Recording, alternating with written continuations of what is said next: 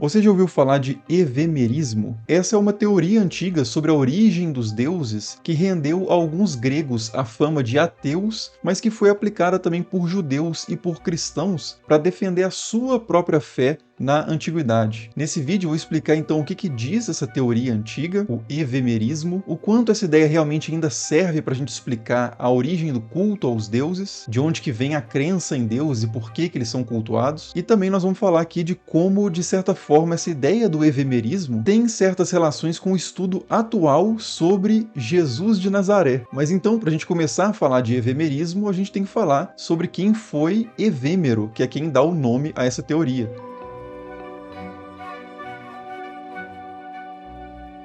Evêmero foi um autor grego do quarto século a.C. que escreveu um livro chamado História Sagrada, ou Registro Sagrado. Esse texto é basicamente uma ficção filosófica que conta a história de uma viagem feita pelo Mar Vermelho, na qual os navegantes descobrem ao longo dessa viagem uma ilha próxima à costa da Arábia chamada Pancaia. E nessa ilha, o protagonista encontra um templo dedicado a Zeus, onde havia um monumento de ouro, contendo ali o registro do nascimento dos principais feitos e da morte de 3 reis, Urano, Cronos e Zeus, ou seja, a linhagem dos principais deuses da Grécia Antiga, que na verdade então são tratados nesse monumento como 3 reis humanos, que por causa da sua relevância histórica passaram a ser cultuados e a protagonizar histórias cada vez mais exageradas como uma forma de celebrar e engrandecer a memória dessas figuras históricas. E é essa ideia, então, de que os deuses, uma vez foram heróis, ou reis, ou conquistadores, benfeitores de um povo, que posteriormente foram alçados ao estatuto de deuses e passaram a ser cultuados, isso é que é o evemerismo. Então, segundo esse texto de Evêmero, a crença em deuses e o culto aos deuses seria resultado dessa veneração exacerbada e mitologizada a figuras históricas. Em outras palavras, os deuses existiram, mas não eram deuses, eram mortais. E assim, essa ideia, por mais surpreendente que possa parecer que ela tenha sido cogitada e circulado na antiguidade, ela é até, na verdade, mais antiga do que Evêmero e excede muito a própria teorização que o Evêmero particularmente fez. Bem antes da história sagrada de Evêmero, textos do século VII a.C. já falavam, por exemplo, que Zeus havia sido um rei de Creta, humano, mortal, e que o seu corpo até então estava enterrado ainda em Creta, e a tumba dele poderia ser visitada por qualquer um que quisesse comprovar essa história. Algo que alguns dizem ter comprovado de fato, e é algo que outros disputam, falando que essa tumba era na verdade uma farsa e que os cretenses eram todos mentirosos e ateus. E é interessante dizer também que essa teoria naturalista da origem dos deuses, ou seja, essa ideia de que os deuses não têm uma origem sobrenatural, mas que eles são sobre-humanizados posteriormente, essa teoria não é exclusiva dos gregos. Ela aparece também em textos judaicos e cristãos da antiguidade, mas sem, claro, essa dimensão ateísta. Ou, na verdade, até com um pouquinho dessa dimensão ateísta. Como assim, né? Calma que eu vou explicar, mas antes deixa eu mostrar um texto judaico que traz uma afirmação, uma teorização mais ou menos evemerista aí sobre a origem de certos deuses. O texto é uma passagem do livro Sabedoria de Salomão, que é um texto do século I a.C., que está nas Bíblias católicas, inclusive, mas você não vai encontrar em Bíblias protestantes, mas é um texto judaico. E ele diz o seguinte, no capítulo 14, versículos 15 em diante. E antes de ler esse texto, vale a pena dar aqui um contexto desse livro, que ele foi composto já quando os judeus estavam com bastante contato cultural com os gregos, e esse livro visa justamente mostrar o valor e até a superioridade da religião e da sabedoria judaica acima da sabedoria grega helenística. Então aqui nessa passagem ele está fazendo uma polêmica direta com a crença dos gregos. E aí ele vai tentar explicar então por que os gregos têm tantos ídolos, de onde que surgiu essa ideia de ídolos. E aí ele vai dizer então, finalmente, o texto que é o seguinte: um pai desconsolado por um luto prematuro manda fazer uma imagem de seu filho tão cedo arrebatado e honra agora como Deus o que antes era um homem morto, e para seus súditos institui mistérios e ritos. Depois, com o tempo, o costume ímpio fortificou-se, foi observado como lei e, sob as ordens dos soberanos, as imagens esculpidas receberam culto. Então, exatamente a ideia que o texto traz é de que os ídolos, né, os deuses em estátuas ali, em imagens adorados pelos gregos, nada mais eram do que pessoas historicamente, que viveram historicamente ali, que morreram e a sua memória foi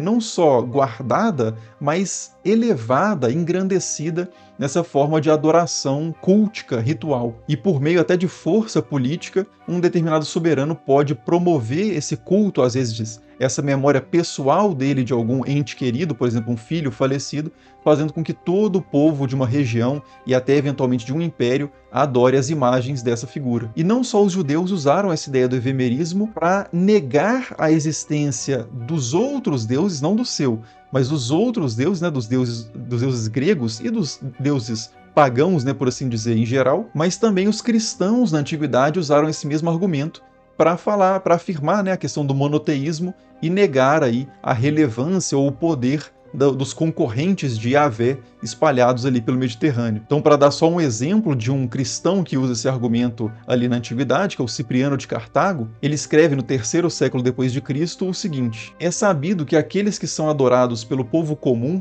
não são verdadeiros deuses, pois eles eram antigos reis que, devido à memória de sua realeza, passaram a ser adorados pelo seu povo mesmo após a morte. Por causa disso, foram erguidos templos em sua homenagem, esculpiram imagens para preservar suas feições através da semelhança, e as pessoas sacrificavam vítimas e celebravam dias festivos em honra a eles. Com o tempo, esses ritos se tornaram sagrados para a posteridade, mesmo que no início tenham sido adotados como consolo. Então, de novo, essa ideia de que a crença em certos deuses e a adoração cultica, e por meio de estátuas, inclusive, desses deuses, surge a partir dessa exacerbação da memória de uma figura. Nesse caso, Cipriano de Cartago fala exclusivamente de reis, mas a gente poderia estender isso para heróis, para pessoas muito carismáticas, muito belas, muito habilidosas numa certa coisa, que foram lembradas por causa disso, e essa memória foi sendo elaborada, né, de uma forma assim legendária, e eventualmente se institucionalizaram, né, e se cristalizaram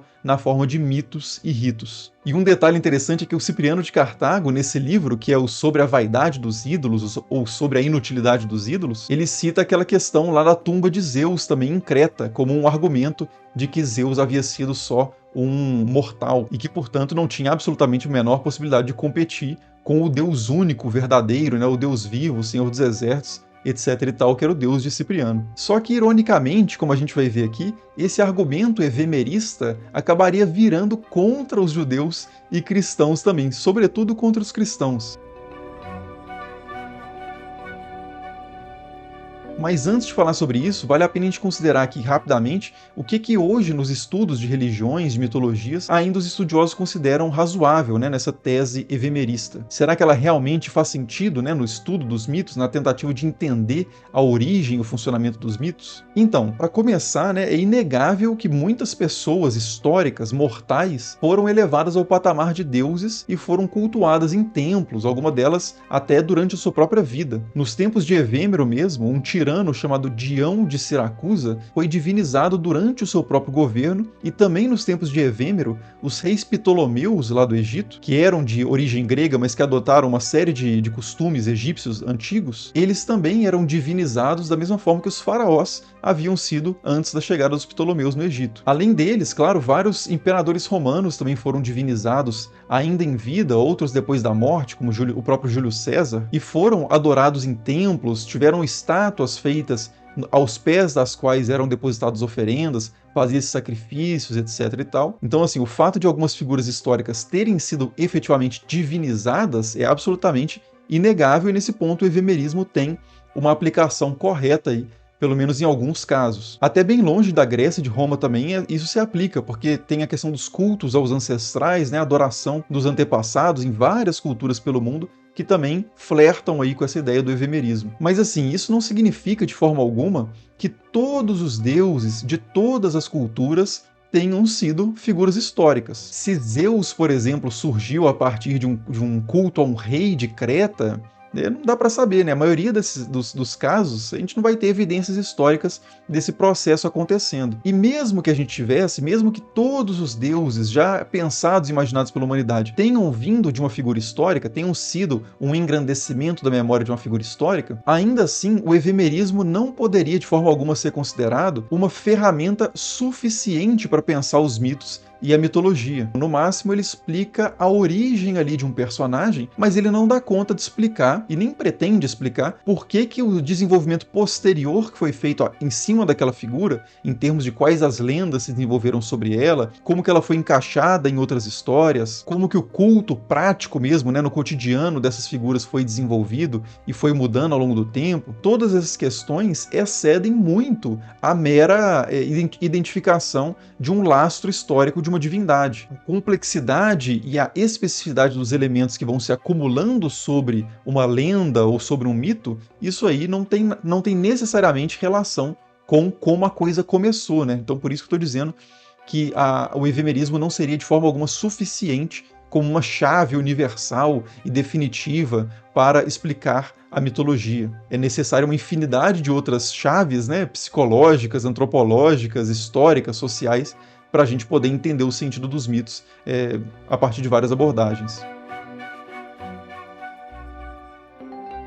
Bom, mas voltando àquela questão lá de como que o evemerismo acabou se voltando como um argumento contra certas pretensões ou afirmações do cristianismo, o que acontece é o seguinte: hoje, a maioria dos estudiosos do cristianismo antigo, que pesquisam o famoso tema do Jesus histórico, ou seja, o que é possível dizer sobre Jesus a partir dos documentos e da metodologia da história, sem depender da fé ou das tradições religiosas, acredita que Jesus de Nazaré de fato existiu, né? A maioria desses historiadores, esses estudiosos, acreditam que Jesus de Nazaré existiu historicamente. E até aí, beleza, os cristãos antigos, apologistas, também acreditavam que Jesus existia, mas os apologistas cristãos acreditavam que Jesus era homem, mas era Deus, e que demonstrou o seu poder divino por meio de milagres, de profecias e de várias outras coisas excepcionais, sobre-humanas. E é sobre essa parte que muitos historiadores hoje lançam uma suspeita evemerista. Será que esses feitos espetaculares de Jesus e o seu status divino não seriam resultado de uma elaboração posterior, resultante da veneração que essa figura despertou ali no seu tempo? Mais especificamente, para colocar a coisa de forma um pouco mais concreta, tem uma hipótese histórica bastante difundida hoje entre os estudiosos que é mais ou menos o seguinte: Jesus viveu num contexto de grande expectativa messiânica, de aguardo ali